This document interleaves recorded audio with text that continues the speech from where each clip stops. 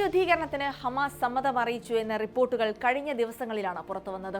ഇതോടെ American president Donald ട്രംപിന്റെ നേതൃത്വത്തിൽ ഏർപ്പെട്ട കരാർ സമ്പൂർണ്ണമായി നടപ്പിലാക്കപ്പെടും എന്ന പ്രതീക്ഷകളും ഉയർന്നിട്ടുണ്ട്. പക്ഷേ കരാർ നടപ്പിലാക്കുമോ എന്നതിൽ ഒരു വ്യക്തത ഇപ്പോഴും ഉണ്ടായിട്ടില്ല എന്നതാണ് യാഥാർത്ഥ്യം. കാരണം ഹമാസ് അല്ല, ഇസ്രായേലാണ്.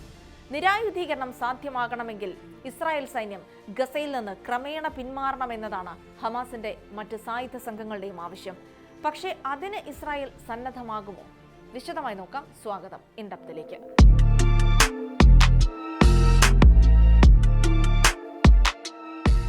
ഇസ്രായേലിന്റെ പിന്മാറ്റത്തിന് പകരമായി നിരായുധീകരണം എന്നതാണ് ഹമാസിന്റെ നിലപാട്.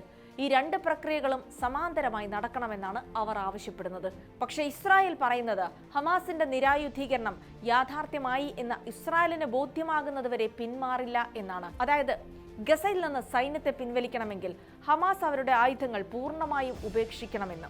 ഈ രണ്ട് നിലപാടുകളും ഒത്തുപോകുന്നതല്ലാത്തതിനാൽ എന്താകും കരാറിന്റെ ഭാവി എന്ന ആശങ്കയാണ് ഇപ്പോൾ ഉയരുന്നത്. സംഗതി ലളിതമാണ്. ഹമാസ് പറയുന്നത് ഞങ്ങൾ നിരായുധീകരണത്തിന് സജ്ജമാണ്, പക്ഷേ ആ പ്രക്രിയ നടക്കുന്നതിനൊപ്പം തന്നെ ഇസ്രായേൽ സൈന്യത്തിന്റെ പിന്മാറ്റം ഉണ്ടാകണമെന്നതാണ്. ഇത് പക്ഷേ ഇസ്രായേലിന് സമ്മതമല്ല എന്നാണ് പുറത്തുവരുന്ന റിപ്പോർട്ടുകൾ. ഗസയിൽ ഒരു ദേശീയ സമിതിയെയും അന്താരാഷ്ട്ര സ്റ്റെബിലൈസേഷൻ സേനയും വിന്യസിച്ച ശേഷമായിരിക്കും നിരായുധീകരണത്തിലേക്ക് കടക്കുക എന്നാണ് കരാർ വ്യവസ്ഥ ചെയ്യുന്നത്. ഹമാസിൽ നിന്ന് അധികാരം കൈമാറുന്ന വേളയിൽ ഗസയുടെ ഭരണത്തിന് നേതൃത്വം വഹിക്കുക ദേശീയ സമിതിയായിരിക്കും. മറുഭാഗത്ത് കരാറിന്റെ നടപ്പാക്കൽ നിരീക്ഷിക്കാൻ അന്താരാഷ്ട്ര സേനയും ഉണ്ടാകും. പക്ഷേ ഇസ്രായേലിലെ നിരവധി നേതാക്കൾ ട്രംപ് ചരിത്രപരമെന്ന് കൊട്ടിഘോഷിച്ച ഈ കരാറിനെ വിമർശിച്ച് പരസ്യമായി രംഗത്തെത്തിയിട്ടുണ്ട്. തീവ്ര വലതുപക്ഷ നേതാവും ഇസ്രായേലിന്റെ ദേശീയ സുരക്ഷാ മന്ത്രിയുമായ ഇറ്റാമർ ബെൻഗ്വിർ ഈ കരാറിനെ അസ്വീകാര്യമെന്നാണ് വിശേഷിപ്പിക്കുന്നത്. ഹമാസിനെതിരായ സൈനിക നടപടികൾ അവസാനിപ്പിക്കുന്നത് അവർക്ക് വീണ്ടും സംഘടിക്കാൻ അവസരം നൽകുമെന്നാണ് അദ്ദേഹത്തിന്റെ വാദം. വരാനിരിക്കുന്ന പൊതു തെരഞ്ഞെടുപ്പിൽ നെതന്യാഹുവിന്റെ പ്രധാന എതിരാളിയായി കരുതപ്പെടുന്ന ഗാഡി ഐസൻകോട്ടും സമാന നിലപാടാണ് മുന്നോട്ട് വച്ചിരിക്കുന്നത്. ഹമാസിന്റെ സൈനിക രാഷ്ട്രീയ ഘടനയെ മൊത്തമായി ഇല്ലാതാക്കാത്ത ഒന്നിനോട് യോജിക്കാൻ കഴിയില്ലെന്നാണ് അദ്ദേഹം പറയുന്നത്.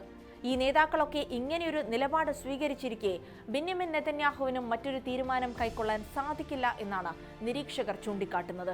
പ്രത്യേകിച്ചും തെരഞ്ഞെടുപ്പ് അടുത്തിരിക്കെ ഇനിയിപ്പോൾ ഗസയിൽ നിന്ന് സൈന്യത്തെ പിൻവലിക്കാൻ തീരുമാനിച്ചാൽ ഇസ്രായേലിലെ വലതുപക്ഷം തനിക്കെതിരാകുമോ എന്ന ഭയവും നെതന്യാഹുവിനുണ്ടാകുമെന്നാണ് നിരീക്ഷകർ കരുതുന്നത്. അതേസമയം കരാർ നടപ്പിലാക്കാൻ ട്രംപ് ഭരണകൂടം നെതന്യാഹുവിന്മേൽ സമ്മർദ്ദം ചെലുത്തുന്നുണ്ട്. ഇസ്രായേൽ കരാർ പാലിക്കുമെന്ന് പ്രതീക്ഷിക്കുന്നതായി US ഉദ്യോഗസ്ഥർ ഇസ്രായേലിനെ അറിയിച്ചിട്ടുണ്ട് എന്നാണ് റിപ്പോർട്ട്. എന്നാൽ ആ സമ്മർദ്ദത്തിന് നെതന്യാഹു വഴങ്ങുമോ എന്നതാണ് ഇനി അറിയേണ്ടത്. അത് കരാറിന്റെ മുന്നോട്ടു പോക്കിനെ ഏറെ സ്വാധീനിക്കുന്ന തീരുമാനമായതിനാൽ ലോകം മുഴുവൻ ഉറ്റുനോക്കുകയാണ്. ഏതായാലും ഗസയിൽ സമാധാനം കൊണ്ടുവരുമെന്ന് പ്രതീക്ഷിക്കപ്പെടുന്ന കരാറിന്റെ ഭാവി അനിശ്ചിതത്വത്തിലാണ് എന്നാണ് വിദഗ്ധർ അഭിപ്രായപ്പെടുന്നത്. ഇസ്രായേൽ ഇതുവരെ കരാറിനെ തള്ളുകയോ കൊള്ളുകയോ ചെയ്തിട്ടില്ല.